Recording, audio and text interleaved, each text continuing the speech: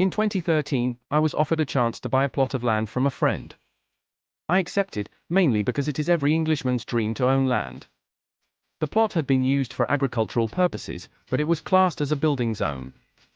After I bought it, and even though I only considered using it for growing vegetables, I decided to build a small cabin. I wasn't sure of the legalities involved, so I decided on a design similar to the Croatian ambar, which is a wood-framed building raised off the ground on piles or blocks.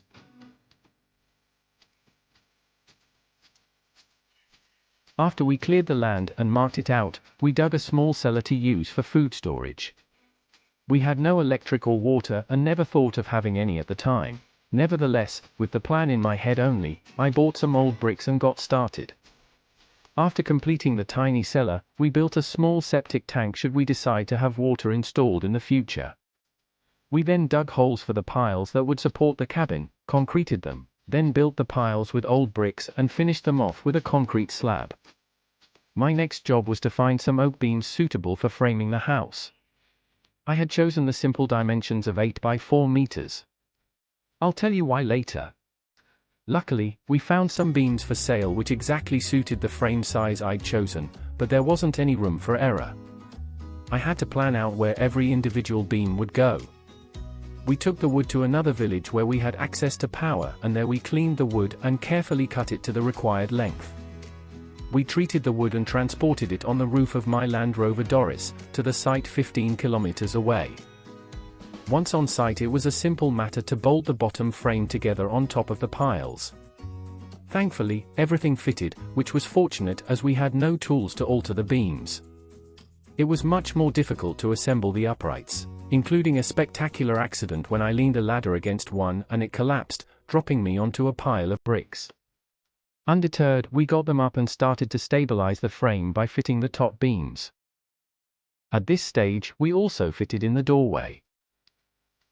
Even though the frame wasn't as stable as it could be, I decided to press on and get a roof on. All the beams had to be cut by hand as we had no power. Even so, with the help of friends and family, we soon got the job done. As we were going to use shingles on the roof, we boarded it using OSB boards which had been pre-cut. We then had a local craftsman make and fit the gutters, then systematically tacked on all the shingles. We then turned our attention to the floor, and fitted in the floor beams. Again, all cut by hand.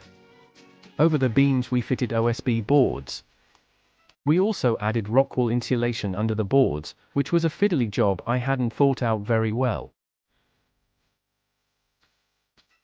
Now we could start on the walls, to give the build its final stability. I can now reveal why I chose the width, length and height of the building as I did. It was so that the OSB boards fitted into the frame without having to cut them. I didn't get any windows made, I just shopped around and bought the cheapest double-glazed windows I could find, then framed them in.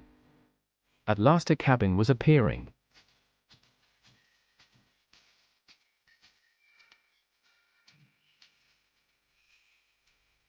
We next laid OSB boards over the cross beams to create a floor for the loft. We also fitted in a window at each end.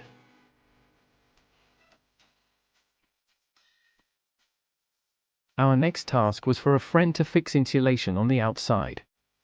He fitted polystyrene panels directly to the OSB boards, filling the spaces between the oak uprights.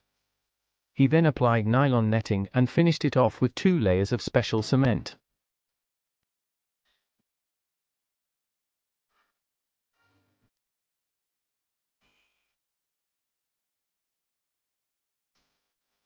We had a large door made by a local carpenter from scrap oak donated by a neighbor, and we fitted this to open outwards with some substantial hinges.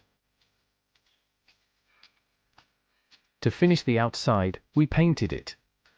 When I say we, I actually left it to my missus and kids. Good job.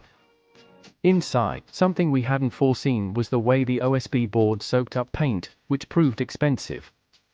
We also fitted a drop-down ladder, positioning it so we wouldn't hit the roof with our heads when climbing up, but as far away from the center of the room as possible.